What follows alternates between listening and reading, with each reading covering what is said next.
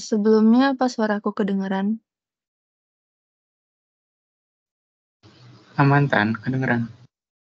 Oke, selamat malam dan halo teman-teman semua dan juga Nathano dan Kevin. Selamat datang semuanya di sesi asistensi ALIN UTS Genap 2024. Nah, sebelum kita memulai asistensi pada hari ini, mari kita berdoa dulu menurut agama dan kepercayaan masing-masing agar sesi asistensi kali ini dapat berjalan dengan lancar. Berdoa dimulai.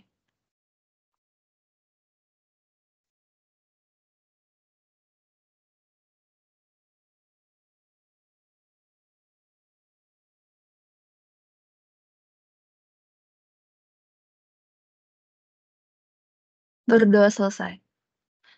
Perkenalkan, nama aku Andreata Najusdani dari Biomed 23, anggota aktif IKM FTUI 2023 sebagai BP Akpro IME FTUI 2024 dan akan menjadi moderator pada sesi kali ini.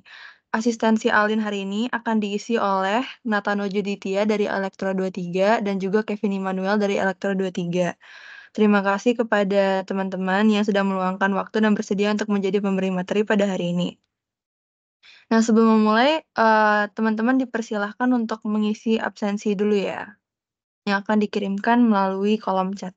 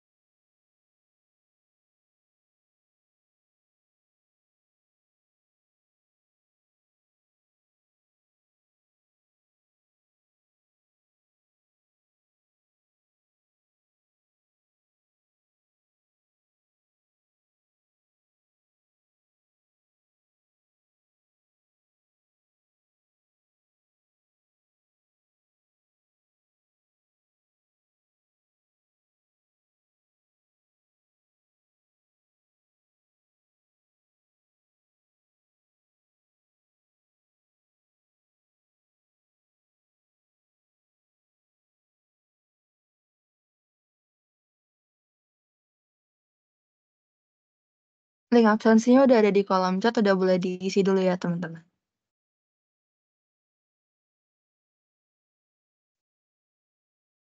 Nah, baik, selagi kalian ngisi absensi, untuk mempersingkat waktu kami persilahkan kepada Kevin dan juga Nathano untuk, memulai asistensinya. Terima kasih. Oke, sebelumnya suara gue kedengeran nggak? Kedengeran?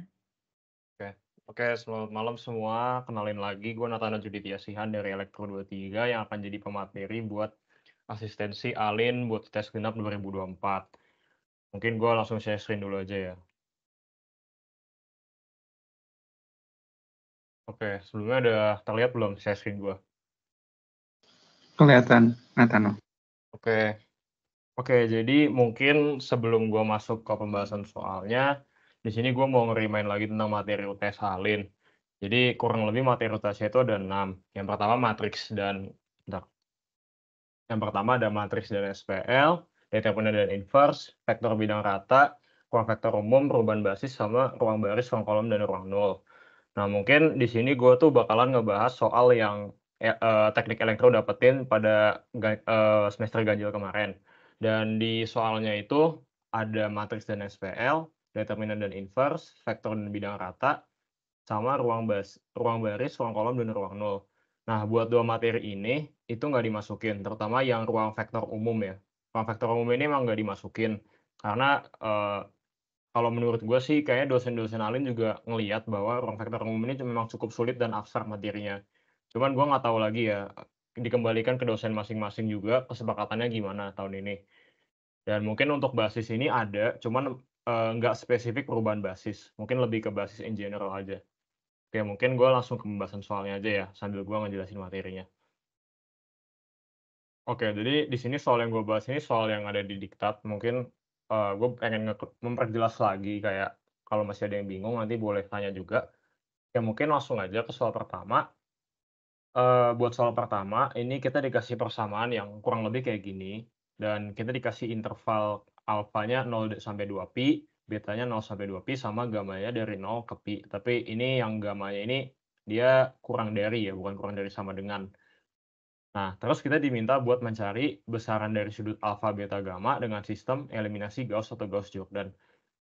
Nah, di sini, gimana sih ide kita buat ngerjain soal kayak gini? Nah, sebenarnya di sini, kalau di diktat itu kan pakai permisalan ya. Jadi sin alfanya dimisalin X, cos betanya dimisalin Y, tan gammanya dimisalin Z. Sebenarnya nggak dimisalin juga nggak apa-apa, cuman permisalan ini bakalan ngebantu kalian buat kayak, apa ya, lebih gampang gitu ngerjainnya. Karena kalau ketika kalian ketemu model atau bentuk soal yang lebih ribet, permisalan itu bakal ngebantu banget. Jadi, sebenarnya ya gue saranin dimisalin aja. Dan kalau kita udah misalin, kita bakalan dapet persamaan yang telah diubah dalam permisalan yang telah kita misalin tadi, jadi kayak gini, 2x min y plus oh sorry, ini typo ya, ini 2x min y plus 3z sama dengan 3, 4x plus 2y min 2 sama dengan 2, dan 6x min 3y plus z sama dengan 9. Nah, terus di sini kan kita dimintanya tadi kan harus pakai Gauss-Jordan ya. Nah, Gauss-Jordan itu kita mengubah sistem persamaan yang kita punya ini menjadi suatu bentuk matriks. Nah, jadi kalau ini kita ubah ke bentuk matriks, bentuknya kayak gini. Nah, mungkin kalau ada yang bingung kenapa kayak gini, karena memang kalau kita kali 2 min 1, 3, 4, 2 min 2, 6 min 3, 1, itu kita bakalan memperoleh persamaan ini. Nah, setelah kita udah mengubah dia ke dalam bentuk persamaan matriks, kemudian kita bikin dia jadi augmented matrix. Nah, jadi kayak gini, jadi, kita gabung, anggota-anggota dari koefisien dari X, Y, Z-nya dengan daerah hasil. Sehingga kita punya augmented matrix-nya kayak gini. Nah, di sini mungkin gue nggak bakal ngejelasin secara detail gimana cara kayak dapat sampai kayak gini, tapi gue mungkin bakal ngejelasin kayak general idea-nya aja. Jadi di sini tuh, cara kita supaya dapat matriks kayak gini, itu secara umum kita ambil dulu pivot-nya gitu, kayak kita ambil titik yang bakal kita jadiin acuan. Nah, biasanya itu, anggota yang bakal dijadiin acuan itu adalah anggota yang berada di kolom pertama, baris pertama. Nah, kalau dalam kasus ini, berarti yang kita jadiin acuan itu 2. Nah, terus setelah kita dapat 2 nih sebagai acuannya, kita bikin dalam kolom ini tuh kayak semua selain 2 itu jadi 0 dengan cara transformasi ya. Nah, di sini dia mentransformasikan jadi si 6 ini kita hilangin dengan cara, menjumlahkan row 3 ditambah dengan min 3 dikali ini. Nah, nanti kan jadinya kayak 6 min 6 jadi 0 kan. Sama juga dengan 4. Nah, setelah dapat nanti kita bisa dapat kurang lebih kayak gini, jadi 100 ya. Nah, terus sama buat, acuan kedua, itu kita ambil acuan keduanya itu biasanya baris kedua, kolom kedua gitu. Berarti yang kita jadiin acuan berikutnya adalah ini. Dan semua selain yang satu ini, semua yang selain yang dijadikan sebagai acuan, itu kita bikin jadi 0. Nah, berarti ini juga kita bikin jadi 0. Nah, cuman beruntungnya karena di sini udah 0, jadi ya udah. Terus juga kemudian biasanya juga kita bikin ini jadi 1. Nah, sama karena ini udah dibikin jadi 1 di transformasi sebelumnya, jadi ya udah. Nah, setelah itu ya udah kita tinggal transformasi kayak biasa aja supaya kita mendapatkan bentuk ini. Nah, mungkin masih ada yang bingung juga kayak apa sih keistimewaan dari bentuk ini? Nah, bentuk ini tuh kalau kita balikin ke persamaan awal, itu bakalan jadi kayak X, Y, Z doang gitu. Nah, jadi kita bisa memperoleh hasil X, Y, Z yang benar-benar murni, nggak dalam persamaan-persamaan yang masih dipengaruhi oleh variabel lain. Nah, sehingga di sini kita dapat X-nya 1, Y-nya min 1, dan Z-nya 0. Nah, cuman ini tricky part-nya. Karena di sini tuh kayak, kan konsepnya tuh ada 2 ya, ada konsep kita pakai Gauss-Jordan sama konsep trigonometri. Jadi penting juga buat kita mengetahui gimana cara menyelesaikan buat sampai dapat alfa, beta, gamma. Karena pengalaman dari elektro tahun lalu, itu teman-teman gue banyak yang ini udah benar sampai sini. Tapi mereka kayak kebingungan gitu, cara nyari alfa, beta, gammanya tuh nggak bisa. Jadi, ya mungkin sambilan gue nge-remind juga. Jadi, idenya tuh di sini gue pakai konversi trigonometri dari kuadran 1 ke kuadran 2, 3, 4. Nah, jadi, trigonometri itu nilainya itu kan kayak fungsi periodik ya. Jadi dia naik turun gitu. Jadi ketika dia misalnya sin alfa sama dengan 1 nih, sin alfa sama dengan 1 ini nggak cuman 90 derajat, bisa juga kayak ada berapa ya, sin 270 derajat walaupun dia dalam minus ya. Jadi kita pengen mencari, ekuivalennya tuh berapa gitu. Cuma memang kalau dalam soal ini tuh sebenarnya nanti jawabannya cuma 1 semua ya. Nah, untuk sin alfa, di sini tuh idenya kita ambil satu nilai sin dalam kuadran satu yang akan dijadikan sebagai representasi. Nah, karena sin alfa sama dengan satu itu yang memenuhi adalah sin 90 derajat, maka kita ambil 90 derajat ini sebagai representasi. Nah, representasi ini bakalan kita masukin ke sini. Kita bakal sesuaiin sama tabel yang kita punya ini. Nah, di sini kan sin alfa itu kan ekuivalennya sama sin 180 min theta kan. Kalau ini berarti sin 180 min alfa gitu. Nah, kebetulan karena 180 min alfa itu juga 90, ya udah berarti kita cuma dapat satu sudut doang yang ekuivalen, yaitu 90 derajat. Nah, berarti clear buat A-nya, alfanya dapat 90 derajat. Nah, kemudian buat cos beta sama dengan min 1 itu sama. Jadi, kita modelkan si cos ini ke dalam kayak suatu sudut yang berada pada kuadran satu. Nah, dalam kasus ini berarti cos beta sama dengan min 1 itu ekuivalennya adalah minus cos 0 derajat. Nah, setelah itu kita cari minus cos 0 derajat ini ekuivalennya apa? Dan menurut tabel ini ekuivalennya itu ada dua, ada cos 180 min theta sama cos 180 plus theta. Nah, berarti di sini kita tinggal masukin, karena yang kita jadikan representasi adalah 0 derajat, berarti kita tinggal masukin ke sini. Jadi 180 min 0 sama 180 plus 0. Nah, di sini kebetulan karena lagi-lagi yang dapat cuma satu, akhirnya ya udah, berarti betanya juga cuma 180 derajat. Nah, kemudian yang kedua, tan alfa sama dengan 0. Nah, ini baru yang kita dapat dua sudut gitu. Nah, ketika tan alfa sama dengan 0, berarti kan yang bisa dijadikan representasi kan 0 derajat kan, karena tan 0 derajat itu 0. Nah, berarti sesuai dengan yang tadi, kita bisa masukin ke sini. Jadi, ekuivalennya itu tan 180 plus theta ini. Nah, berarti sesuai dengan ini kita peroleh tetanya ada 2, gamanya ada 2, sorry, gamanya ada 2, 0 sama 180 derajat. Nah, kalau ketemu kondisi kayak gini, kita coba cek requirement soal yang diminta tuh apa. Dan kebetulan di sini memang di-set supaya jawabannya satu semua. Karena di sini dilihat nih bahwa gamanya itu kurang dari pi. Pi itu kalau direpresentasikan sebagai sudut, itu 180 derajat. Nah, berarti karena pi-nya itu kurang dari 180 gamanya itu kurang dari pi, atau gamanya kurang dari 180 derajat, berarti yang diambil cuma 0 doang gitu.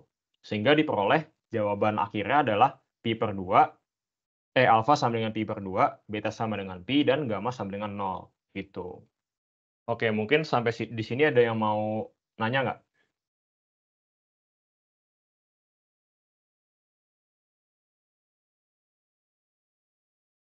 Oke, mungkin buat mempersingkat waktu kalau ada yang mau nanya nanti di ini aja ya, di apa namanya, ditampung dulu aja nanti sekalian juga di akhir gitu. Nah, oke, buat soal nomor 2. Jadi soalnya tuh kurang lebih gini, kita dikasih suatu matriks yang hasil determinannya itu adalah 10. Nah, kemudian kita dikasih lagi matriks yang kayak bentuknya agak aneh ini, dan kita diminta buat mencari determinannya. Oh ya, by the way, kalau kalian dikasih matriks yang kayak gini, yang kayak apa sih, kayak ada pagar gitu, garis lurus di antara dua gini, ini maksudnya determinan matriks ya. Mungkin buat ngerimain aja sih, takut lupa gitu. Nah, dari sini kita diminta buat nyari determinan dari ini. Nah, mungkin, beberapa dari kalian mungkin ada yang kepikiran kayak, "Oh, matriks kayak gini tuh bakal diselesaikan dengan cara determinan biasa," gitu, yang kayak pakai kofaktor atau pakai apalah gitu, transformasi. Nah, mungkin tapi itu bakalan, menghabiskan waktu sih, dan memang penulis soalnya tuh pengen kita ngerjain pakai cara itu, gitu. Tapi kalau ngerjain pakai cara kayak gitu mungkin bisa dapet, tapi kayak bisa kekurangannya banyak gitu. Bisa jadi nggak teliti atau bisa jadi kayak makan terlalu banyak waktu. Jadi buat mempersingkat pengerjaan, kita pakai namanya transformasi, ya. Nah, jadi pertama-tama kita misalkan matriks yang mau kita hitung ini sebagai D, ya, sebagai D. Nah, terus kita transformasi dia sampai kita dapat bentuk yang kayak yang kita apa, yang diketahui gitu. Nah, di sini kita bisa mengubah matriks pada soal ini menjadi kayak gini, melalui dua transformasi kan. Yang pertama, baris pertama nih, baris pertama kita kurangin sama baris keempat. Nah, sehingga diperoleh kurang lebih transformasinya bakal jadi kayak gini, A3BC2D dan ya seterusnya. Nah, kemudian ini kan udah hampir jadi kan. Nah, kemudian kolom kedua dan kolom keempat, ini kita bagi dengan masing-masing skalar yang berbeda. Buat kolom kedua sorry, itu kita bagi sama 3, dan buat kolom keempat kita bagi sama 2. Sehingga diperoleh jadi matriks awal gitu, matriksnya diketahui. Nah, di sini kita harus mengidentifikasi dulu, transformasi apa aja yang kita udah lakukan. Nah, yang pertama kan kita transformasi OBE biasa kan, dan sesuai dengan sifat determinan, ini tuh nggak mengubah nilai determinannya gitu. Jadi mau kalian transformasiin gimana pun kalau masih pakai OBE ini, nilai determinannya tuh nggak bakal berubah gitu. Nah, tapi nilai determinannya bakal berubah kalau kalian kalikan matriks itu dengan suatu skalar. Nah, misalnya di sini gue mengalikan kolom 2 dengan, sepertiga. Nah, artinya determinannya bakal berubah. Sama juga, kolom 4 juga gua kalikan dengan setengah, berarti determinan juga bakal berubah. Nah, berubahnya itu gimana? Jadi berubahnya itu tuh mengikuti peraturan kayak gini. Jadi misalnya gue mengalihkan matriks dengan skalar. Nah, determinan matriks akhir itu bakalan sama dengan skalar kali determinan matriks awal, kurang lebih kayak gitu. Jadi dalam kasus ini kan tadi kan nggak berubah ya, berarti ini masih D nih. Nah, di sini itu berarti D dikali sepertiga, karena kan kita kalikan determinan dengan sepertiga kan, sorry, kita kalikan kolomnya dengan sepertiga. Berarti D dikali sepertiga, dikali, nah karena kita kalikan lagi dengan skalar setengah, berarti kali setengah gitu. Makanya dari sini, itu bisa kita dapetin kayak gini nanti. Berarti D kali sepertiga kali setengah sama dengan 10, sehingga D-nya itu 60 gitu. Jadi kurang lebih gitu. Jadi pokoknya pinter-pinter kalian aja sih kayak ngelihat, oh matriks ini bisa ditransformasi atau enggak. Karena sebenarnya nggak selamanya juga kayak contoh soalnya tuh bakalan bisa ditransformasi. Mungkin aja kayak kalian harus transformasi dulu baru nanti harus dihitung manual, kayak gitu bisa sebenarnya. Jadi sebenarnya tergantung variasi soalnya aja sih, kayak gitu. Mungkin buat di nomor 2 ada yang mau ditanyain nggak? Oke, kalau nggak ada, gue lanjut lagi. Oke, nomor 3 ini materi yang vektor dan bidang ya. Oke, jadi soalnya kurang lebih kayak gini. Diberikan suatu persamaan bidang, 2x min y min z sama dengan 5, dan kita diminta dari ketiga persamaan pada soal, itu mana yang paralel sama, persamaan yang dikasih gitu. Nah, di sini kita bakalan menggunakan namanya vector cross product formula, atau simpelnya perkalian cross gitu. Nah, jadi perkalian cross ini tuh sesuai dengan itu ya ini mungkin sebenarnya lebih ke sifatnya aja sih. Nah, cuman apa sih keistimewaan kenapa kita harus pakai cross product gitu? Karena di sini kita dikasih tahu kan, bahwa kita pengen mencari persamaan bidang yang paralel. Nah, mungkin kalau kalian nggak ingat, paralel itu tuh, bahasa Indonesianya tuh sejajar. Nah, sejajar implikasinya terhadap sudut itu ada 2, bisa jadi dia sudutnya 0 derajat, atau bisa jadi dia sudutnya 180 derajat. Nah, di sini sebenarnya kalian bisa juga pakai namanya dot product, kalau misalnya kalian nggak terlalu familiar sama cross product itu juga boleh. Cuman kenapa di sini pakai cross product, karena, sin 0 sama sin 180 derajat, itu hasilnya sama, sama-sama 0, gitu. Jadi nanti makanya kenapa ide pengerjaan soalnya tuh kayak gini, bidang akan paralel ketika hasil dari cross product-nya adalah 0, gitu. Nah, berarti di sini kita tinggal cross product-in aja dan gimana cara kita meng-cross product-kan 2 produk atau 2 vektor. Nah, jadi di sini kita kita mau mencari determinan dari matriks ini.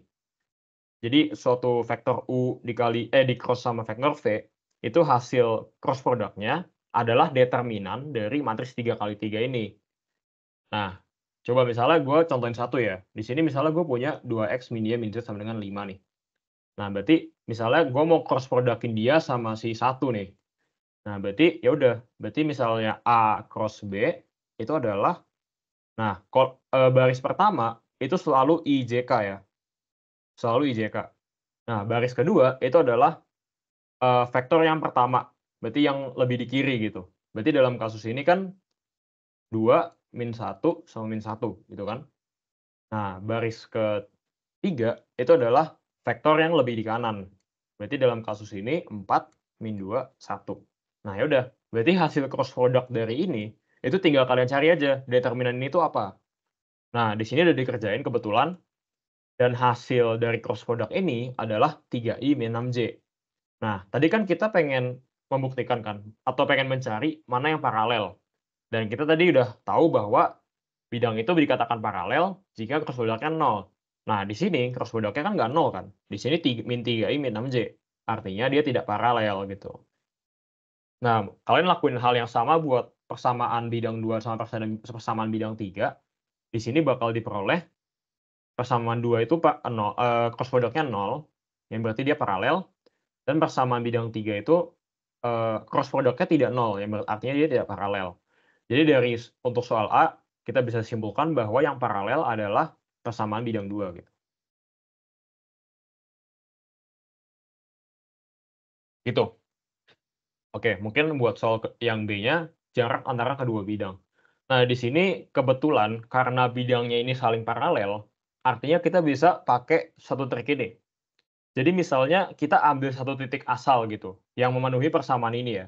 Entah itu 2x min y min z sama dengan 5, atau 4x min 4x plus 2y plus 2z sama dengan 12. Nah, di sini kita ambil acuannya itu ini, yang min 4x plus 2y plus 2z sama dengan 12.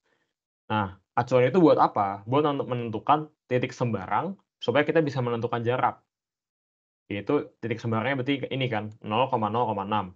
Nah, kemudian kita pakai rumus jarak antara dua bidang paralel. Nah, jaraknya tuh kayak gini nih.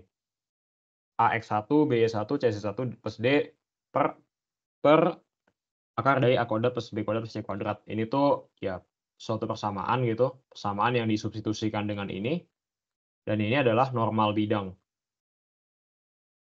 Itu. Jadi, kalau menurut ini, kalau kita masukin ke rumus ini, kita dapat jaraknya adalah 11 per akar 6. Ya. Ini tuh, oh ya, ini by the way maksudnya mutlak ya, bukan determinan ya. Ini maksudnya mutlak. Karena jarak kan nggak mungkin negatif kan nilainya. Dia pasti bernilai lebih dari 0 gitu, lebih dari sama dengan 0. Jadi di sini kita peroleh hasilnya adalah 11 per akar 6. Nah, sebenarnya teknik pengerjaan ini, itu bisa dipakai kalau bidangnya paralel. Nah, amit-amit ya, amit-amit tiba-tiba besok kalian ditanya soalnya tuh kayak nggak paralel gitu, dua bidang yang nggak paralel. Nah, kalau kayak gitu, mau nggak mau kalian harus pakai namanya proyeksi. Jadi misalnya bidangnya nggak paralel. Kalau bidangnya nggak paralel kan dia membentuk sudut kan. Berarti misalnya gini deh, kita punya bidang A, ini vektor aja deh, ini vektor. Ini vektor AB, ini vektor AC gitu. Nah, gimana cara kita nyari jarak dari sini, misal dari bidang C ke bidang AB gitu. Nah, jadi caranya itu pakai proyeksi. Jadi pertama kita proyeksikan dulu si AB terhadap AC. Notasinya tuh gini, ini proyeksi ini, sehingga nanti di rumusnya tuh gini, itu AB dot AC dibagi sama panjang AC dikali sama normal AC. Normal AC itu berarti vektor AC dibagi sama panjang AC itu sendiri. Kayak gini. Nah, setelah kita udah selesai proyeksi, berarti kan nanti kita dapat kayak panjangnya tuh kayak gini kan. Ini hasil proyeksinya nih. Proyeksi dari AB ke AC gitu. Nanti dari sini kita misalnya bisa nge-define titik baru gitu. Misalnya nih titik D. Nah, nanti udah tinggal cari aja. Kayak ini AD-nya berapa, nanti tinggal ya udah. Berarti kalau kita misalnya ngitung jarak ini, berarti ya udah tinggal skalar atau normal dari BD. Gitu. Ya, mungkin kurang lebih kayak gitu buat nomor 3. Ada dua cara ya, pakai proyeksi atau pakai jarak antara dua bidang paralel.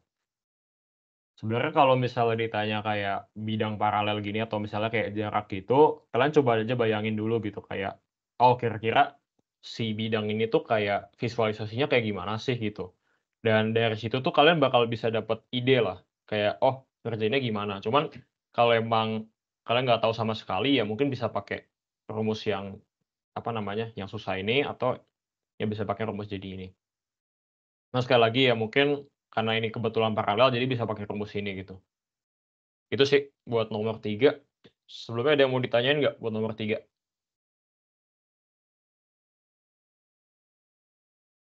Oke nggak ada, gue lanjut aja ke nomor 4. Oke, jadi ini nomor 4. Nah ini yang gue bilang tadi, ini soalnya tuh bukan kayak perubahan basis, tapi lebih ke menentukan apakah vektor-vektor ini bebas linear dan kombinasi linearnya gimana gitu. Nah sebenarnya kalau kalian udah mungkin ada yang udah belajar, ada yang belum ya. Kenapa sih bebas linear sama kombinasi linear ini tuh kayak penting banget? Nah, karena dari 2 ini, itu dia bakalan, menjadi basis.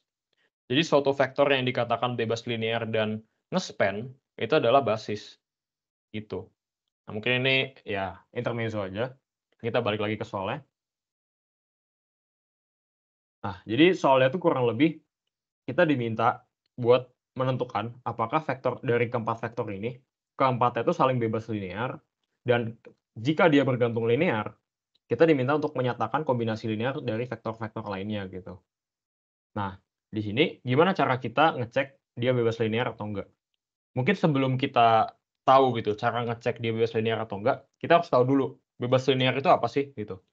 Mungkin, ada dosen yang mungkin udah ngejelasin atau ada yang belum mungkin ya. Jadi, bebas linear itu artinya dari keempat vektor ini, dia tuh nggak, apa ya, nggak tergantung satu sama lain gitu. Keempat vektor ini tuh saling mendefinisikan arah baru. Nah, contohnya kayak gini. Nah, ini kan R3 ya, berarti ini ada 3 vektor dan masing-masing itu membentuk arah baru gitu. Dia nggak maksudnya kalau kalau kalian kayak kalikan vektor ini dengan suatu konstanta atau suatu skalar, dia bakalan kayak nyatu gitu atau nempel sama vektor lain. Nah, mungkin contohnya linearly dependent atau bergantung secara linear tuh kayak gini. Jadi ada yang dempet gitu vektornya, lihat nggak? Ini kan ada 3 vektor nih, tapi arahnya yang didefinisikan tuh cuma 2. Nah, kalau kondisinya kayak gini, kita sebut dia sebagai linearly dependent. Nah, mungkin di sini gue ada contoh soal lagi ya, mungkin buat sebelum kita masuk ke soal tadi. Di sini gue bakal ngebuktiin bahwa ketiga vektor ini adalah linearly dependent atau bergantung secara linear. Nah, jadi caranya tuh gini, jadi kalian kalikan masing-masing vektor ini dengan skalar yang berbeda. Jadi untuk 101 gue kalikan dengan K1, 202 gue kalikan dengan K2, dan 345 gue kalikan dengan K3. Dan kemudian kita pengen mencari nilai K1, K2, K3 jika, hasil dari kombinasi linear itu adalah 0. Nah, di sini mungkin kayak sama kayak nomor satu tadi, kita bisa memodelkan persamaan ini menjadi suatu augmented matrix. Jadi diperoleh kayak gini. Nah, nanti kalian, melakukan transformasi sehingga didapat kayak gini nanti jadinya. Hasil paling sederhananya kayak gini. Nah, dari sini berarti kita bisa menarik kesimpulan bahwa K1 tambah 2K2 itu kan 0 dan K3 itu 0. Dengan cara ya kita ngalihin lagi aja. Dari sini ke sini, terus ya gitulah. Nah, dari sini kita tahu bahwa K1 sama dengan minus 2K2 dan K3 sama dengan 0. Nah, ini berarti kita bisa ngeset K1 dan K2-nya sebagai apapun, yang bukan 0 gitu. Sehingga kita bisa katakan bahwa K1, K2 ini belum pasti 0, belum tentu 0 lah. Nah, akibatnya 101, 202, dan 345 ini adalah linearly dependent. Nah, visualisasi dia sebagai suatu dalam ruang 3 dimensi itu kayak gini. Nah, jadi di sini ada 3 ada 3 vektor ya. 101 tuh dimisalkan yang sebagai warna merah, 202 yang warna biru, sama 345 tuh warna hijau. Nah, di sini bisa kalian lihat bahwa 101 ini kedempet sama 202. Nah, jadi sehingga dari 3 vektor ini, dia cuma mendefinisikan 2 arah baru gitu. Nah, karena dia cuma mendefinisikan 2 arah baru padahal kita punya 3 vektor, nah makanya dia dikatakan sebagai linearly dependent. Nah, mungkin kita balik lagi ke soalnya, karena kita sekarang udah ngerti nih gimana cara menentukan apakah vektor-vektor itu linearly dependent atau linearly independent, kita bisa langsung aja masuk ke contoh soalnya. Nah, di sini kita sama kayak tadi, kita mengalihkan masing-masing vektor dengan suatu skalar ya. Di sini misalkan ada K1, K2, K3, sama K4.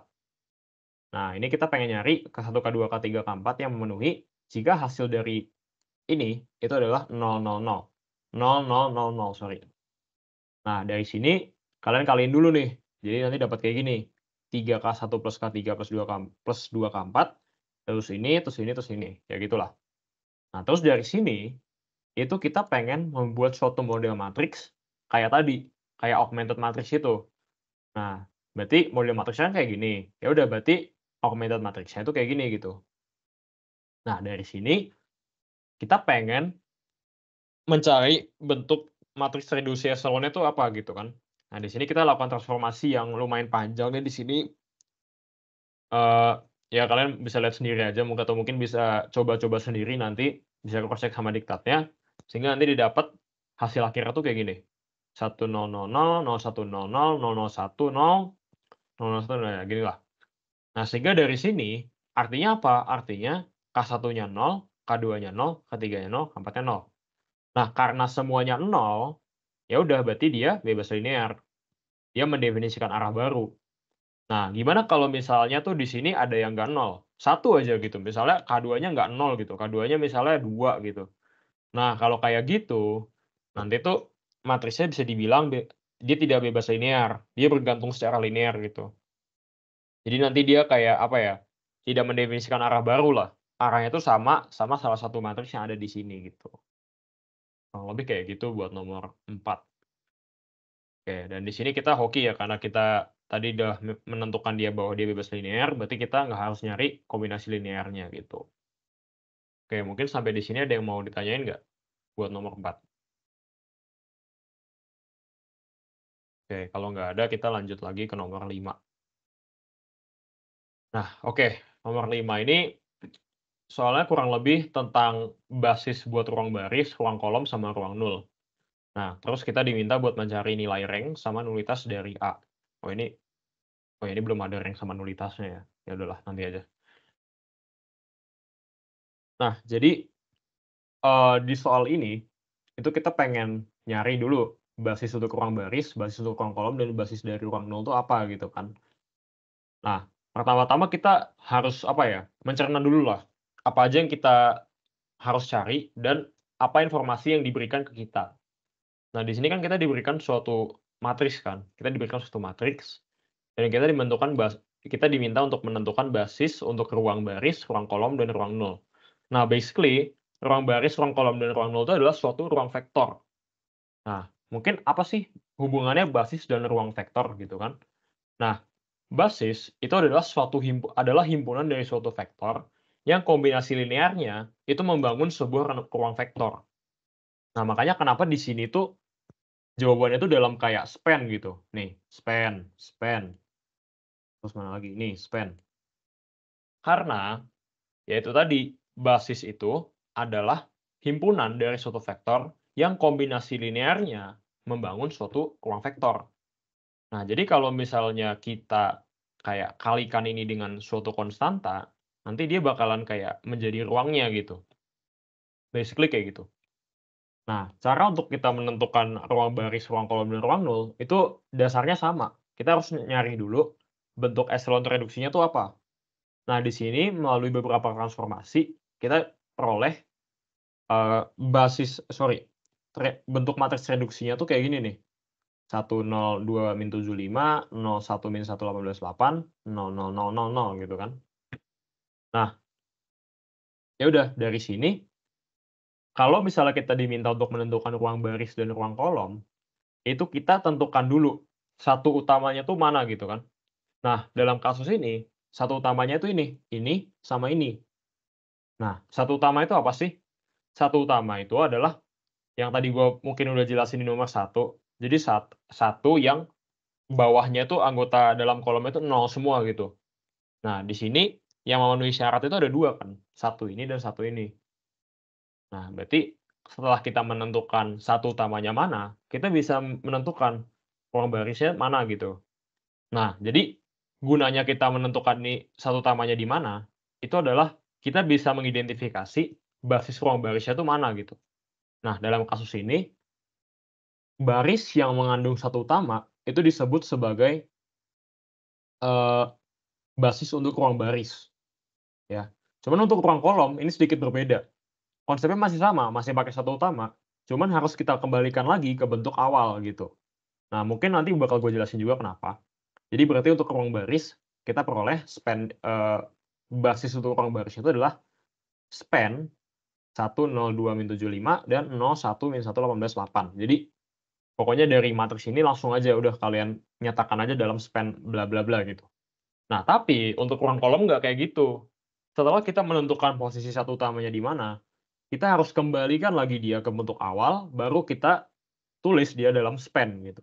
Kenapa kayak gini? Karena mungkin kalau kalian udah familiar dengan bebas linear dan sebagainya, itu kalian bakal mempelajari bahwa ketika suatu baris itu ditransformasikan dengan baris lain, itu tuh dia nggak bakal mengubah linear independence-nya gitu. Tapi berbeda untuk kolom, karena yang kita kerjakan ini adalah operasi baris, artinya kolomnya tuh bakalan kayak nggak mengikuti aturan yang tadi gitu. Jadi, kolom-kolom yang di sini nih, 100, 010, 2-17, 2-1-0, min 7, 18, 0, 58, 0, ini belum tentu dia bebas linear, bisa aja dia bergantung linear. Nah, sehingga dengan fakta itu, supaya kita nggak bingung nih, matriks yang bebas linear mana, kita kembalikan dulu dia ke bentuk awal. Nah, artinya dari satu yang udah kita jadikan sebagai acuan tadi, kita identifikasi berarti dari sini basis untuk ruang kolomnya itu adalah kolom 1 dan kolom 2. Nah, tapi kolom 1 dan kolom 2-nya ini dari matriks awal nih, matriks awal yang sebelum transformasi. Nah, sehingga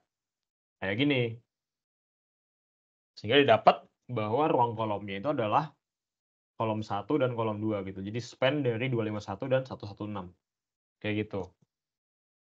Oke, buat ruang nol sebenarnya ini sedikit berbeda dari 2 ruang-ruang yang udah kita cari tadi. Ya, jadi untuk ruang nol itu, kita cari, kira-kira solusi dari A ini, solusi dari X itu apa gitu, untuk menghasilkan suatu perkalian vektor A kali X sama dengan 0. Nah, di sini untuk mempersingkat waktu, kita pakai matriks ini aja gitu kan. Kita bisa pakai matriks ini aja. Kenapa? Karena ya basically kan matriks ini kan ya berlaku buat semua kan. Jadi kalian nggak perlu repot-repot ngelakuin transformasi 2 kali, pakai aja matriks yang ini.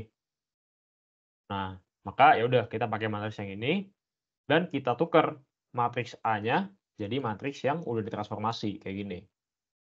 Nah, matriks ini dikalikan dengan yang ini sama dengan 0. Nah, ya udah kita cari nih kira-kira hasil X1, X2, X3, X4, X5-nya dalam vektor itu apa gitu yang menghasilkan nilai 0000 ini. Nah, di sini setelah kita mengalihkan kayak gini, kita dapat kayak gini. Nah, di sini kan nah ini makanya kenapa di soal tuh diminta buat menentukan nilai rank sama nulitas juga. Nah, jadi rank itu di sini belum gue masukin by the way. Mungkin di sini gue tulis aja. Jadi dari matriks ini, itu rank itu adalah suatu nilai yang menyatakan berapa banyak baris yang jumlahnya itu tidak nol gitu. Jadi berapa banyak baris yang merupakan baris tak nol. Nah, baris nol tuh maksud gue yang ini nih, ini baris nol dan ini adalah baris tak nol. Jadi baris tak nolnya kan ada 2 kan, berarti rank A-nya 2 gitu. Nah, terus nulitas itu apa? Jadi nulitas itu tuh mengikuti ini nih, nulitas A ditambah rank A sama dengan kolom A, kayak gini. Nah, karena kita udah tahu kan rank A-nya itu kan ada 2 kan, dan call A-nya itu ada 5, berarti nulitas A-nya itu adalah 3, gini. Nah, kenapa kita harus menentukan nulitas dulu? Karena nulitas ini tuh bakalan berguna buat kita menentukan berapa banyak parameter yang kita perlukan buat menyelesaikan persamaan ini. Karena persamaan ini, itu hasilnya pasti dalam parameter kan, nggak mungkin dong persamaan ini dalam kayak hasil yang hasil yang kayak tentu gitu, kayak misalnya suatu konstanta atau suatu skala itu nggak mungkin. Jadi ketika rank dan kolomnya ini beda, artinya ya udah persamaannya pasti dalam parameter gitu. Nah, di sini cara gampangnya adalah kolom-kolom yang tidak bebas linear ini kita jadikan sebagai sebuah parameter. Nah, parameter ini bebas ya by the way ya, bisa TUV, di sini kan pakai TUV kan, tapi bebas bebas aja sebenarnya, bisa pakai KMN, ABC, XYZ itu terserah. Yang penting kalian, definisiin aja kalau misalnya variabel yang kalian pilih itu sebagai parameter. Nah, dari situ kita bisa menyusunnya ke dalam suatu matriks. Nah, jadi kita jadi susun kayak gini, X1 itu kan min 2 X3 plus 7 X4 min 5 X5. Nah, X2 itu X3 min 18 X4 plus 8 X5, X3 X4 X5-nya ini nggak berubah karena udah kita tetapkan sebagai parameter. Sehingga hasil dari ini yang kita nyatakan dalam TUV itu kayak gini. Nah, sehingga, ruang nolnya adalah ya udah ini, 3 matriks ini kita jadiin basis, terus kita spend gitu. Nah itu, jadi kurang lebih kayak gitu, cara buat nyari ruang nolnya gitu. Ya udah, jadi kita udah bisa kan, kita dapat ruang baris, dapat ruang kolom, dapat rank, dapat nulitas, dapat ruang nol, gitu. Oke, mungkin kurang lebih segitu sih buat soal yang, elektro dapat dari tahun lalu. Eee, Tahun lalu tuh mungkin sebenarnya kayak soalnya nggak terlalu susah ya menurut gua dan waktunya juga lama sih, waktunya ini ada 90 menit. Cuman yang jadi tantangan tuh kayak soal-soal kayak gini nih, soal-soal kayak gini tuh orang mungkin kayak bingung gitu, gimana caranya. Dan juga oh ini, jangan lupa kalau, UTS Alin, itu kalian please banget, perlancar kemampuan dalam mengerjakan operasi aritmatika. Karena di Alin ini, bayangin nih, kayak misalnya soal 4 tadi nih, soal 4 ini kan panjang banget kan transformasinya kan. Bayangin kalian salah nih, misalnya salah kurangin ini nih, ini sama ini misalnya, sorry, ini sama ini, kalian salah jumlahin. Misalnya satu plus nol misalnya jadi kayak 2 gitu. Nah, bayangin kalian salah di sini doang, itu impact-nya bisa sampai sini salah gitu. Jadi please banget, sebelum UTS Alin itu juga selain kalian memperlancar buat belajar konsep-konsepnya, terus latihan soal juga, kalian latihan juga operasi jumlah-jumlahan, kurang-kurangan, kali-kalian, bagi-bagian. Karena di UTS Alin nanti ya, kalau tahun lalu tuh nggak boleh buat sheet, terus nggak boleh pakai kalkulator. Jadi bener-bener dengan kemampuan kalian sendiri gitu. Oke, mungkin, sekian sih dari gua. Mungkin kalau ada yang mau nanya, dipersilakan, kalau ada yang masih bingung gitu.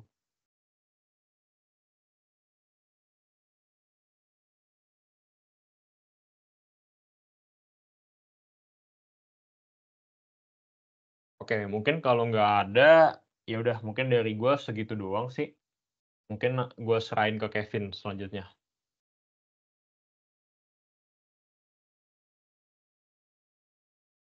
Oke, mungkin pertama, suara gua kedengeran nggak ya? Kedengeran, Vin. Oke, mungkin pertama perkenalkan kembali dulu, nama gua Kevin Immanuel Hutagalung dari Elektro 23. Sekarang gua bakal bahas soal paket satu lagi, yaitu yang buat yang UTS tahun lalu, yang punyanya Telkom sama Biomed berarti ya. Mungkin pertama gue bahas dulu soal-soal yang keluar ya. Sebenarnya materinya sedikit berbeda sih dari UTS yang elektro. Pertama yang ruang nol segala macam gitu nggak ada di soal ini. Terus mungkin di sini juga nomor 1 agak beda. Kemarin nggak keluar di UTS elektro. Nomor 2 juga nggak ada di UTS elektro metode Kramer. Sama ini ada pendahuluan dari ruang vektor umum sih sebenarnya. Walaupun masih agak dasar, jadi menurut gue masih belum terlalu susah nomor 4. Mungkin kita langsung aja ke pembahasannya. Pertama nomor 1. Pertama kita kan nomor 1 ini punya persamaan linear nih. Dan di dalam persamaan linear itu ada sebuah variabel A. A ini kita nggak ketahuin. Jadi di soalnya itu kita ditanya berapa nilai A agar 1, dia memiliki solusi tunggal, 2, dia memiliki solusi, dan 3, memiliki hingga banyak solusi. Oke, mungkin buat penjelasannya, kita tuh perlu tahu dulu pertama, apa itu sih artinya kalau sebuah matriks itu memiliki solusi tunggal, memiliki tidak solusi, dan tidak hingga banyaknya solusi. Mungkin gue bakal bahas sedikit dulu ya, Kak, apa itu. Karena sepengalaman gue, ini walaupun nggak keluar di UTS Elektro, ini pernah jadi soal kuis sih di dosen gue, dan orang tuh banyak yang agak blunder sih sebenarnya. Jadi, misalkan kita punya persamaan nih, misalkan kita punya persamaan SPL, kita pengen ubah dia menjadi bentuk matriks agar kita bisa lakuin metode Gauss-Jordan. Biasa kan seperti yang Nathan udah jelasin tadi, kita bisa bikin dia jadi matriks augmented atau AAB di sini ya. Habis itu normalnya kita akan melakukan operasi OB agar dia menjadi misalnya bentuknya jadi kayak gini nih. X ini maksudnya bilangan random. Kita tuh bisa lihat yang namanya konsep rank. Rank itu jumlah baris yang tidak nol. Misalnya, gue punya matriks ini dan hasil OB-nya tuh kayak gini. Rank-nya otomatis 2 karena ada 2 baris yang tidak nol. Ini barisnya tidak nol. Dan ada juga gue perasaan pernah lihat kayak ada yang bingung kalau rank itu harus eselon atau eselon baris. Jawabannya tuh eselon atau eselon baris terserah. Tapi gara-gara kan cuma perlu eselon doang, kata gue sih eselon doang lebih cepat. Kenapa? Karena bayangin, kalau udah ada baris yang udah nol dan udah ada barisnya nggak nol, lu nggak bakal bisa ini tuh matriksnya nggak bakal bisa diubah menjadi nol semua kalau lu ubah jadi eselon baris. Eselon baris tereduksi, sorry. Jadi misalnya kita ada rank A2, kita juga bisa hitung rank B sama dengan konsep rank. Ini ranknya 1 ya di sini ya. Kalau misalnya kayak gini ranknya 1. Nah, apa sih artinya kalau matriks itu memiliki solusi tunggal? Kalau rank A sama dengan rank B, itu otomatis solusi tunggal. Kalau rank A tidak sama dengan rank B, dia otomatis gak punya solusi. Dan yang terakhir yang mungkin agak aneh, jika rank A lebih kecil dari R, di sini R kadang-kadang orang R, kadang-kadang orang N sih. Maka dia tuh solusi banyak atau punya parameter. Misalnya, kita ada matriks kayak gini nih. Dia ada 3 variabel kan. Variabel itu tuh jumlah kolom. Sorry. Variabel tuh di sini tuh jumlah kolom ya. Kenapa jumlah kolom? Karena kalau kita bisa lihat di sini, ini tuh masing-masing kayak representasi dari itunya, dari variabel masing-masing variabelnya. Mungkin gue jelasin lebih jelas nanti. Jadi misalnya kalau ini tuh R-nya ada 3 kan, ada 3 kolom di matriks A. Di matriks A ada 3 kolom, tapi rank-nya cuma ada 2. Artinya dia ada variabel, ada parameter, artinya solusi banyak. Mungkin contoh yang beberapa yang agak aneh, yang mungkin agak misleading orang, misalnya nih, gue ada matriks kayak gini nih, dia ada 0 semua, tapi dia tuh solusi tunggal. Pengalaman gue tuh banyak yang orang anggap ini solusi banyak, karena mentang-mentang ada 0 semua gitu, padahal enggak, ini tuh solusi tunggal. Kenapa? Kalau kita lihat R-nya, ada 2 kolom, dan ada juga 2 rank. Rank-nya A-nya 2, artinya dia solusi tunggal. Terus mungkin yang kedua kayak gini, ini tuh artinya ada parameternya, walaupun nggak ada barisan 0 semua. Kenapa? Karena di sini ada 5 parameter, dan juga rank-nya cuma 3, artinya jumlah parameternya itu selisihnya 5 dikurang 3 itu 2 parameter. Dan yang mungkin yang agak lebih susah itu parameternya siapa. Nah, parameternya siapa tuh sebenarnya dilihat oleh matriks yang kolomnya tuh tidak bisa dinolkan atau bebas linear atau tidak bebas linear. Tadi Natana udah jelasin juga apa itu kalau matriks kolomnya tidak bebas linear. Tapi mungkin kalau mau dilihat ini, lihat ini. Dia ada satu utamanya kan di sini kan, walaupun ini gue belum ubah jadi 1, tapi ini bisa diubah jadi 1 utama. Yang itu, yang ada satu utamanya itu bukan parameter. Yang parameter itu yang bukan merupakan 1 utama. Di sini tuh ini, kedua kolom ini. Dan kalau kita urutin X, Y, Z, A, B misalnya, maka parameternya tuh di 2 ini, Y sama Z. Oke, mungkin itu sedikit intermezzo ya buat penjelasannya lebih detail. Kita langsung balik ke soalnya. Oke, sini ya. Pertama kan kita udah punya ini kan, langsung aja kita pengen bikin dia jadi metode Gauss-Jordan, alias kita bikin jadi matriks augmented. Ini kita udah bikin matriks augmented-nya, terus kita bisa langsung OB-in. Simpelnya kalau OB ya, kita pengen sistematis ngelakuinnya. Jadi pertama kita kolomnya kita nolin dulu. Kolom pertama tuh 1 utamanya ada, kita nolin sisanya, terus kita lanjutin. Kita lanjutin ke bawah. Ini kan udah ada, kita bikin nolnya. Terus kita cuman butuh di sini sampai echelon biasa doang. Kita nggak perlu sampai echelon reduksi, karena kan kita cuma pengen lihat ke rank-nya. Jadi pertama, solusi tunggal. Kalau solusi tunggal kan kita nggak pengen ini tuh 0, ini jangan sampai 0. Artinya apa? A kuadrat kan tidak sama dengan 9 dong, biar dia nggak 0. Artinya A sama dengan plus min 3. Otomatis jawabannya A tidak sama dengan 3 dan A tidak sama dengan minus 3. Buat yang nilai yang ini nggak penting ya. Ini terserah, ini mau 0 juga nggak apa-apa. Jadi gue takutnya agak ke-mislead orang, karena di sini A sama dengan min 3, gue takutnya datang dari situ, tapi nggak. Jawaban dari yang ini tuh terserah, mau itu 0, mau itu berapa. Yang penting kalau dia solusi tunggal, yang ini tuh nggak 0. Terus mungkin yang kedua itu tidak memiliki solusi. Kan kalau kebalikannya ya, kalau tidak memiliki solusi, kita pengen ini biar 0. Biar akhirnya rank A di sini 2 ya, tidak sama dengan rank B.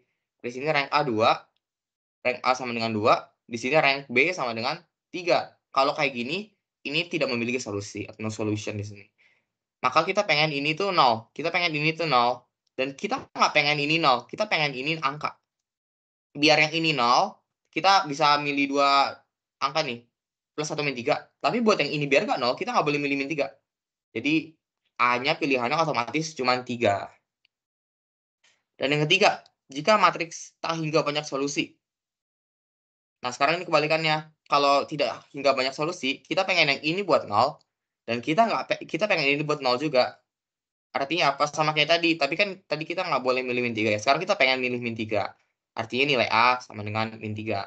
Dan kita bisa lihat di sini, ada 3 rank-nya. Rank A itu 3, rank A itu 2, dan ada 3 variabel, artinya ada 1 parameter. Dan parameter itu yang mana? Parameter tuh kolom yang nggak bisa dinolin. Perhatiin kalau mungkin gua lanjutin ya.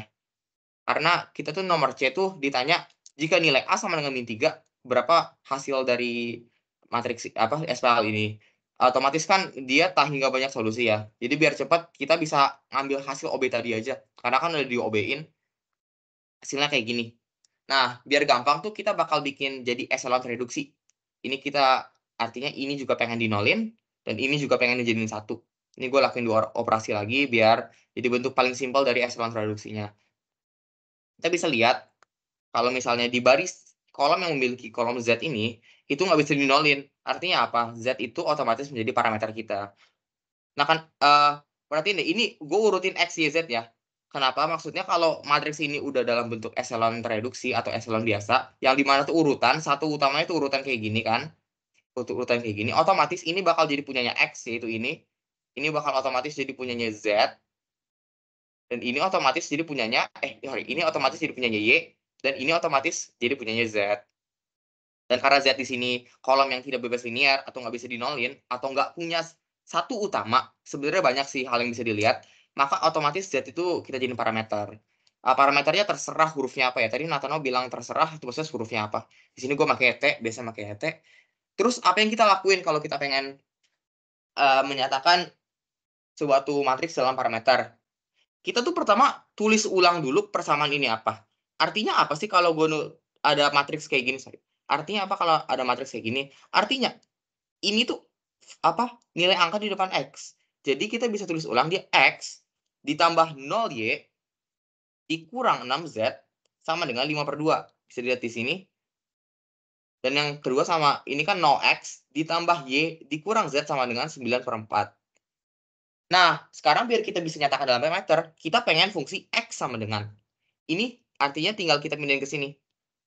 Makanya X sama dengan min 5/2 plus 6 Z. Z kita substitusi jadi T sebagai parameternya. Nah, kalau itu buat Y kita lakuin sama, kita langsung bisa susunin di dalam bentuk matriks. Jadi kayak gini bentuk matriksnya. Nah, untuk yang terakhir kita lakuin, kita perhatiin ada yang ada T-nya dan ada yang nggak ada T-nya. Kita tinggal bisa langsung pisah. Kan matriks boleh dipisah gitu kan. Jadi ini kita pisah. Dan ini mungkin hasilnya tuh jadi kayak, yang ini jadi kayak gini ya. 6T, T sama T. Terus T-nya gue keluarin. T-nya tuh dikeluarin. Jadi hasilnya kayak gini. Nah, itu jawaban akhir buat yang 1C. Terus, mungkin apakah ada pertanyaan buat nomor 1? Sorry Vin, gue boleh isi sesi bentar gak? Gue pengen Oh ya? ngejelasin yang tadi, yang yang rank-rank tadi itu. Lu mau nambahin, Nat? Ya udah, Iya. silakan aja.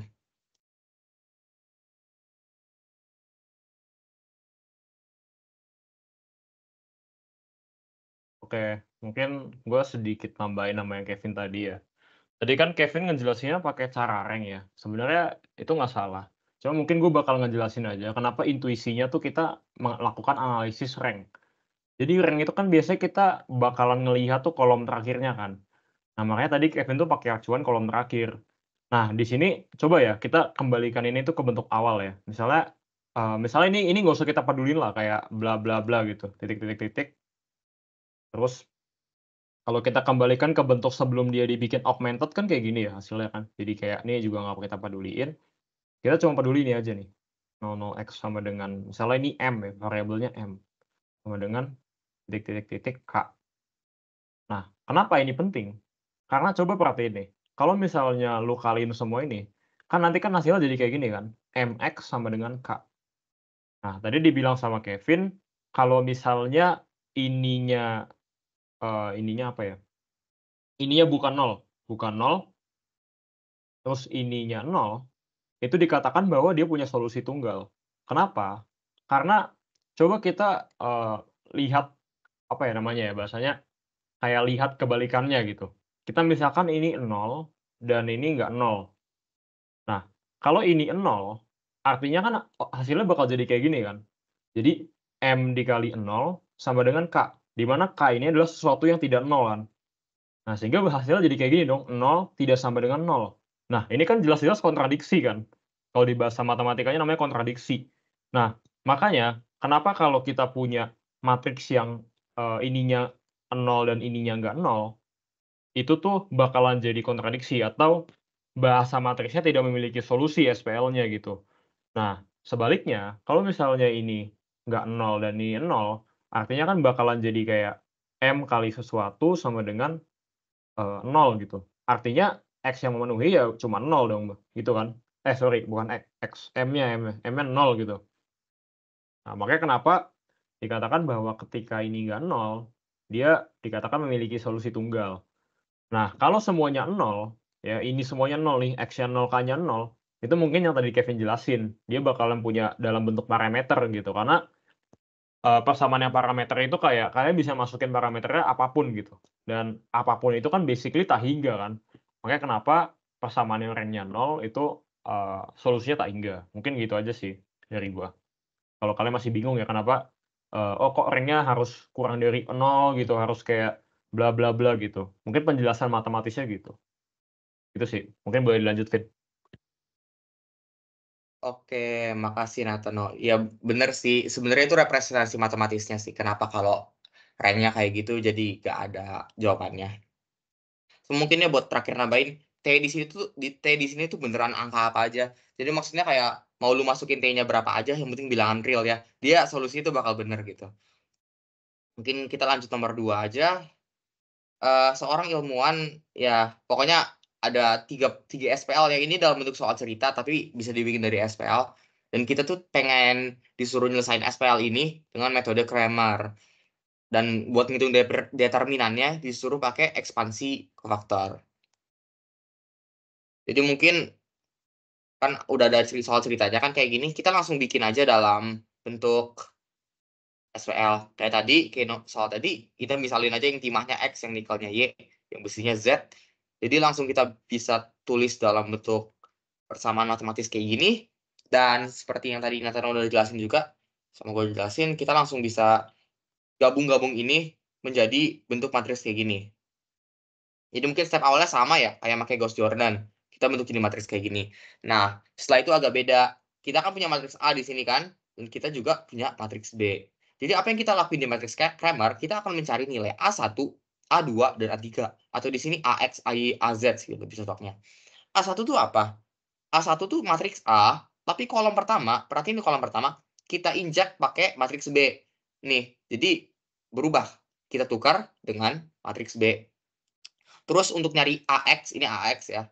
AX buat nyari nilai X-nya, kita tinggal ngitung determinan dari A1 ini, berarti kita cari determinannya, terus kita bagi lagi dengan determinan A yang awal yang belum diubah.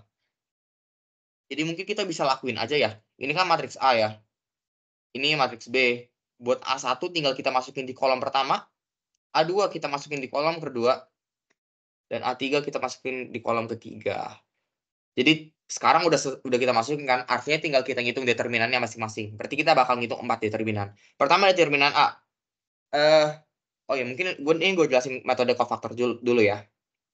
Jadi metode cofactor tuh gimana sih? Cepatnya tuh kayak gini. Cara cepatnya mungkin kayak gini. Kita tuh pengen ambil satu baris atau satu kolom. Di sini kebetulan tadi ngambil kolomnya kayak gini. Terus kita tinjau satu persatu. Buat yang ini, artinya yang sekolom sama sebaris dihilangkan. Ini kita hilangin, dan ini bakal jadi determinan keduanya. Kita bisa lihat di sini, dan hasil akhirnya tuh dikali ini, dan hasil kalinya dikali plus min, kalau mungkin diajarin di teorinya itu kayak gini, min 1 pangkat I plus J. Tapi mungkin biar cara cepatnya tuh kayak gini aja.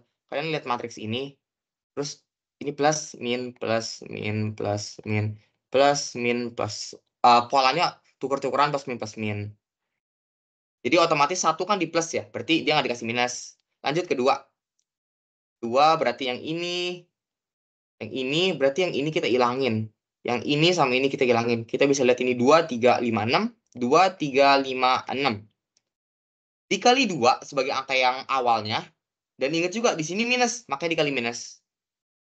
Terus yang terakhir 3. 3 berarti ini 2, 3, 4, 5. Langsung kita masukin aja. Dia tuh plus dan dikali 3. Jadi langsung kita tinggal hitung masing-masing determinannya. Kita tinggal hitung masing-masing determinannya. Sekarang kan gara-gara di 2 gampang kan, tinggal ini mungkin agak grindy ya. Sebenarnya emang metode siapa namanya nih? Metode Cramer ini emang grindy banget gara-gara kita ngitung determinan 4 kali. Jadi selesai, kita hitung A, kita lakuin yang sama buat A1.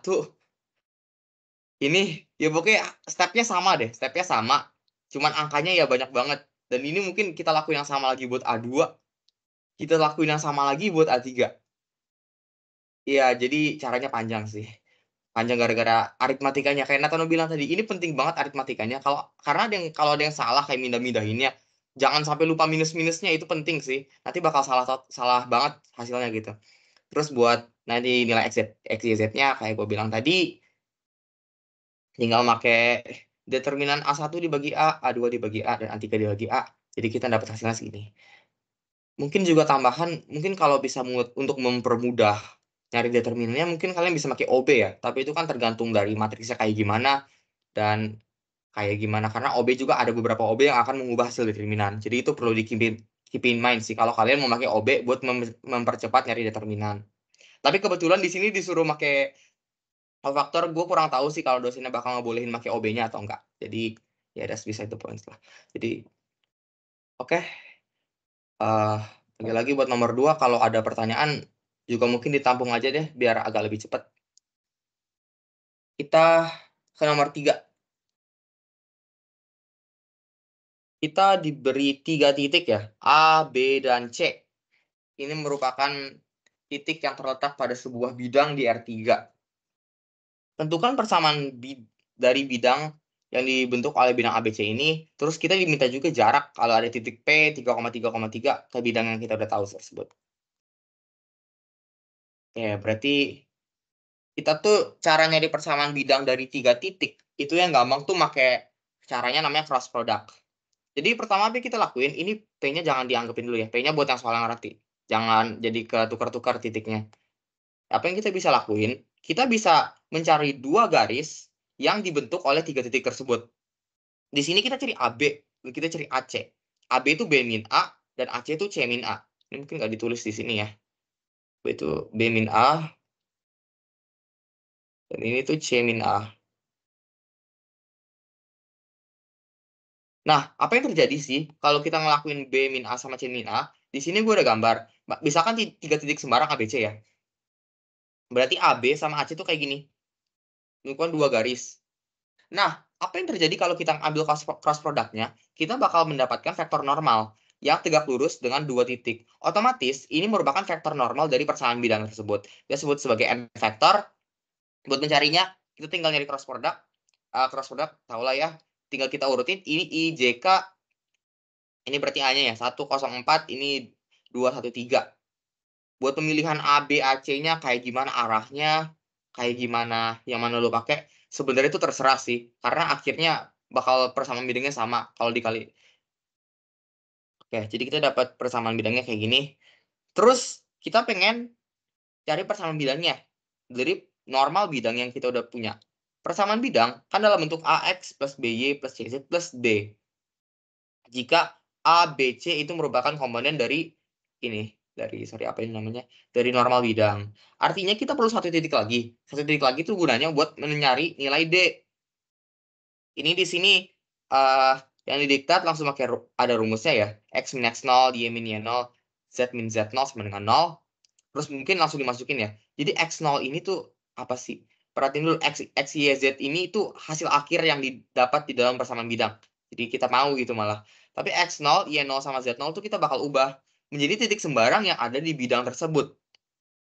Jadi di sini kita gunakan titik A ya, tapi sebenarnya kalian juga bisa menggunakan titik A, titik B, titik C. Tapi jangan kebalik ya, jangan kebalik antara jangan sampai pakai ini gitu atau pakai ini. Karena sepengalaman gue tuh kayak sering orang yang bingung kebalik-balik kayak, oh kita harus pakai titik A, B atau C. Jawabannya tuh terserah, mau A, mau B, mau C, hasilnya pasti sama. Tapi yang penting nggak boleh pakai titik A, B atau AC ini. Itu bukan titik soalnya, itu garis. Alternatifnya kita juga bisa pakai cara yang lebih matematis gini ya, nggak pakai rumus jadi gitu.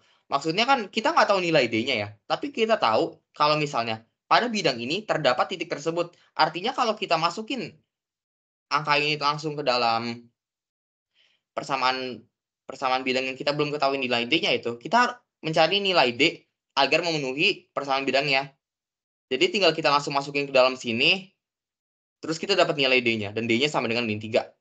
Sama kan kayak ini, D-nya sama dengan min 3. Oke, terus yang B, diketahui jarak antara titik dan bidang yang titiknya 3,3,3. Sebenarnya ini langsung ada rumus jadinya ya. Tadi di soal pembahasan Natano juga ada yang pakai kayak gini, tapi kita kan udah punya titiknya. Jadi kalau udah punya titiknya langsung dimasukin aja ke dalam persamaan jadi ini, dalam rumus jadi. Di sini A, B, C, D itu nilai dari persamaan bidang kita. Ini. Dan X0, Y0, Z0 itu titik kita. Di sini 333 ya. Ya, kita langsung masukin aja. Berarti ini tinggal dihitung ya. Bentar ya. Balik lagi ke Alin tuh banyak matematikanya dah. Dan nggak boleh pakai kalkulator juga. Jadi kesempatan nggak telitinya cukup banyak sih. Oke. Itu nomor 3. Terus mungkin kita lanjut ke nomor 4 ya. Nomor 4 itu ngomongin basis ya. Yang pertama tuh apakah aksioma ketiga dan ke-9 terpenuhi untuk semua objek di ini ruang DL2 dengan operasi penjumlahan dan perkalian sebagai berikut. Ini sih. Kalau aksioma-aksioma ini sebenarnya jangan dihafalin ya. Karena pengalaman gue tuh pasti dikasih tauin di dalam UTS. Mau itu dikasih dalam soalnya atau mau itu dikasih di papan tulis sih. Gue pas ulangan pas kuis kemarin dikasih kayak di papan tulis gitu. Aksiomanya apa aja. Ada 10 sih. Tapi ini nggak usah dihafalin lah ya. Jadi gimana apa yang kita lakuin? Kita tinggal ngetes kedua aksioma ini untuk definisi perkalian penjumlahan yang udah dikasih tadi. Jadi caranya ngetesnya gimana sih? Kita tuh cara paling gampangnya itu kita menentukan kayak edge case gitu, di mana hasilnya tuh salah. Alias kita tuh pilih 2 angka random aja, 2 vektor random yang kemungkinan bakal kontradiksi, ngebikin sebuah kontradiksi. Aksiomanya kalau udah ada satu kontradiksi, karena dia pasti otomatis tidak memenuhi. Coba. Pertama kan ini buat yang penjumlahannya kayak gini, dan ini buat perkaliannya kayak gini. Di sini kita misalin apa ya? Nilai UV sama dengan 0,1, nilai W 1,0. Aksioma ketiga ini dikasih di soalnya. Kita langsung tes aja. Kita masukin lah ke dalam ini persamaannya ini. U plus VW hasilnya berapa? Kita bisa ingetin V plus W ini kan ada definisi anehnya ya. Ini kita harus pakai definisi aneh itu. Makanya di sini kita kali 2. Dapatnya segini. Terus kita lakuin sekali lagi pakai definisi yang ada di kali 2-nya. Dapatnya 4,6. Terus kita tes aksioma keduanya, kan aksiomanya menyatakan bahwa U plus V plus W sama dengan U plus V plus W. Kita berarti cari U plus V plus W-nya sekarang. Dan kalau kita hitung pakai cara yang sama, sekarang kan berarti yang ininya dulu yang kita tambahin ya. Ternyata hasilnya beda. Artinya, ini bukan ruang vektor V ya, sorry. Ini ruang vektor V dengan penjumlahan dan perkalian yang udah didefinisiin tidak memenuhi aksioma ketiga. Terus habis itu kita juga pengen ngetes aksioma ke-9. Ini aksioma ke-9 udah dikasih tauin. Kita misalin lah angka apa vektor random sama skala random U0,1 sama K itu 1. Ini nggak tahu juga kenapa ada 1 sama dengan 1. Kayaknya ini K sama dengan L deh, bukan 1. Ini L mungkin. Sama dengan 1. Makanya kalau kita tes dulu yang kiri nih. Hasilnya berapa? Kita dapatnya 0,4. Terus kita lakuin yang sama. Pakai perkalian yang aneh itu, ini sama agak berantakan mungkin dalam matriksnya. Mungkin kalau kayak gini bisa kelihatan lebih rapih mungkin. Nah, ya begitu ya. Sorry mungkin. Nah, agak bingung lihatnya kalau kayak gitu.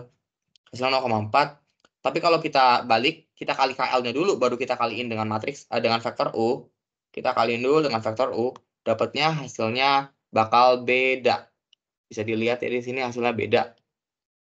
Sama aja caranya. Pokoknya tinggal masukin ke dalam rumus yang udah tahu kita, yang dikasih oleh soalnya ini. Mana yang dikasih sama soalnya? Ini. Udah dikasih sama soalnya. Terus kita tes kedua sisi. Yang dikasih tahu oleh aksiomanya. Kalau dia berbeda, otomatis dia tidak memenuhi aksioma yang dikasih tahuin. Di sini tidak memenuhi aksioma 9. Terus buat B. Yang B ini beda ya, agak beda soalnya sama yang A ya. Kurang tahu juga kenapa digabung. Jadi yang B itu kita tuh dikasih yang B itu kita dikasih 3 vektor ya. 3 vektor himpunan vektor S. Terus kita ditanya apakah itu merupakan basis di R3.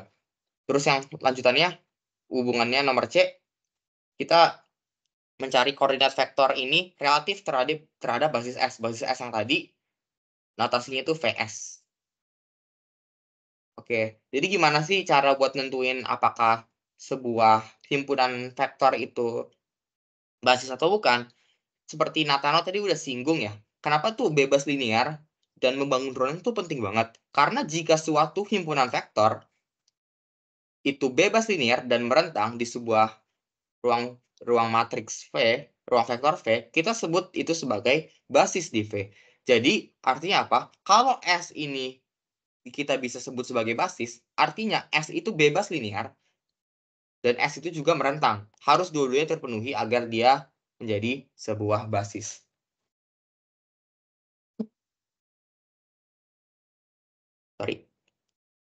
Sebuah himpunan vektor S dikatakan merentang ruang vektor V jika dan hanya jika itu maksudnya berlaku berlawanan arah ya.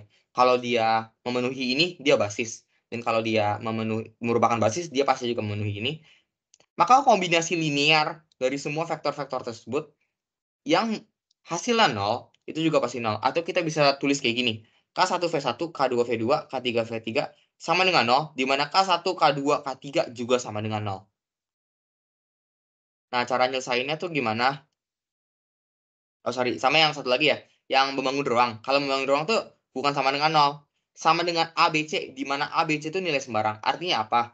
Dia kan membangun ruang ya. Kita bisa menyatakan vektor apapun. Misalnya, kita nyatakan vektor 1, 2, 3. Ini sama dengan ABC. Kita bisa menyatakan nilai K1, K2, K3 buat nilai ABC apapun yang kita berikan. Itu artinya membangun ruang. Cara menyelesaikan itu sebenarnya sama ya. Dan kayak awalnya tuh dari sini. Mungkin caranya tuh kayak gini. Pertama, kita susun dulu. Ini kan dalam bentuk SPL ya. Kita bisa langsung susun ke dalam bentuk Gauss Jordan, di mana kita akan lakukan OB. Ini kan gue udah susun ya, ABC, terus kita lakuin OB, sampai dia jadi echelon tereduksi. Satu semua kan. OB-nya standar aja ya. Mungkin di Alin ini banyak banget ngelakuin OB-OB kayak gini. Nah, kita perhatiin, kalau kita tuh matriks ini punya solusi tunggal. Karena semuanya kita bisa nyatakan. Kita bisa nyatakan semua nilai X, Y, Z dalam A, B, C di sini. Artinya apa? Vektor-vektor itu merentang di R3. Maksudnya gimana sih? Kan kalau ini hasilnya kan K1 kan yang ini ya. Ini kan otomatis K1 kan kalau kita memakai Gauss Jordan. Maka K1 sama dengan A/3 min B/3. K2 sama dengan B min C. Dan K3 sama dengan C/2. Artinya kita mau kasih nilai random apapun ABC, kita bisa dapat nilai K1, K2, K3. Itu maksudnya membangun ruang kalau sebuah matriks itu memiliki solusi tunggal. Nah, buat menyatakan apakah dia bebas linear atau enggak, kita kan udah dapat matriks ini. Kita udah dapat OB-nya ini. Kita nggak usah ngelakuin OB lagi. Tinggal kita set A sama dengan B, sama dengan C, sama dengan 0. Otomatis, yang dari kayak gini, kita bakal jadi dapat bentuk kayak gini. Dan kita bisa lihat juga, syaratnya sama. Kalau dia memiliki solusi tunggal, maka otomatis, dia otomatis bakal memiliki solusi trivial, di mana A sama dengan B, sama dengan C sama dengan 0, dan K1 sama dengan K2 sama dengan K3 sama dengan 0. Jadi makanya kita bisa mengatakan kalau misalnya ini udah terpenuhi, dia solusi tunggal, dia otomatis bebas linear dan juga merentang. Karena dia bebas linear dan merentang, maka kita bisa nyatakan kalau S itu basis di R3. Ini sebenarnya ada cara alternatifnya ya. Cara alternatifnya itu gimana sih? Ini mungkin hal yang perlu ditambahin sedikit. Kalau misalnya kita punya 4 vektor misalnya ABC, D, E, F, G, H, I, J, K, L, dia otomatis tidak bebas linear. Dan kita kalau punya hanya 2 vektor, kayak gini misalnya, di R3 dia otomatis tidak membangun ruang, tidak merentang. Ini tuh tidak bebas linear.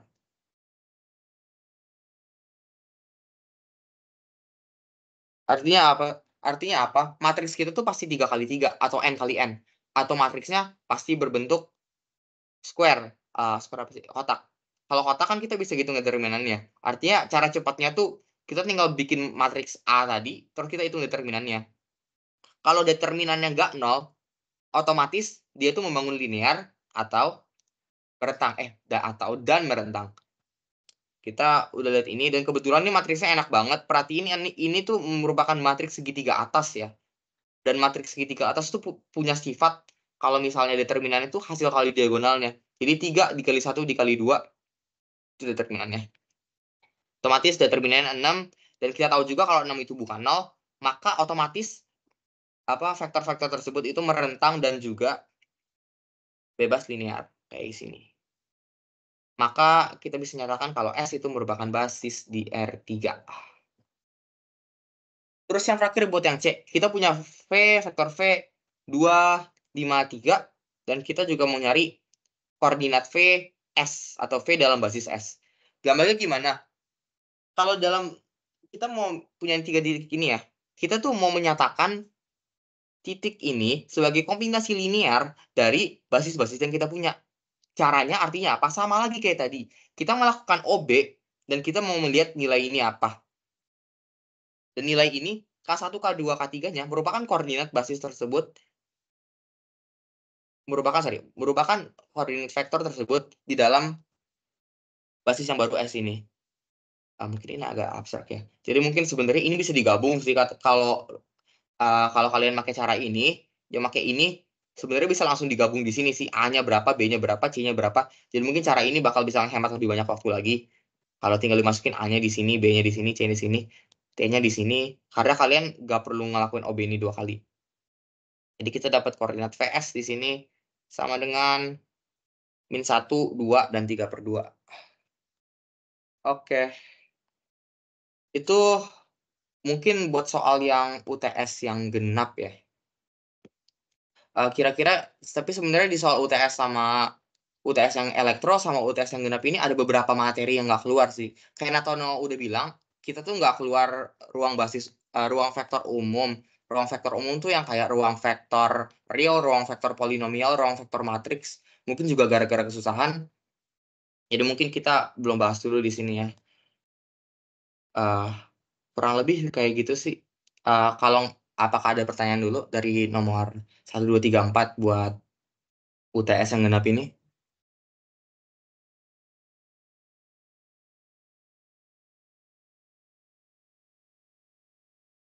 Atau mungkin dari Natano apa ada tambahan juga, Nat?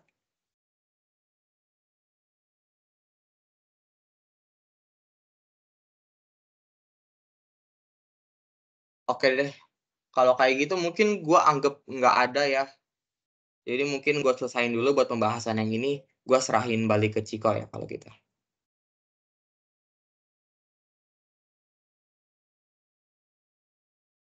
Baik, terima kasih banyak buat Kevin dan Natono atas materi yang diberikan. Kami ingatkan kembali untuk dapat mengisi absensi yang ada pada kolom chat ya. Diingetin juga buat teman-teman kalau misalnya diktat UTS Genap 2024 itu sama diktat-diktat tahun sebelumnya, itu bisa diakses di Linktree Akpro yang bakal ditaruh di kolom chat. Rekaman asistensi kali ini juga dapat ditonton kembali di MS Teams dan di Linktree Akpro dan akan available maksimal H+1 dari hari ini. Terima kasih sekali lagi kepada pemberi materi atas waktu dan ilmu yang diberikan, dan terima kasih juga kepada teman-teman yang telah mengikuti asistensi pada hari ini. Sebelum kita menutup sesi kali ini, kita berdoa menurut agama dan kepercayaan masing-masing terlebih dahulu. Berdoa boleh dimulai.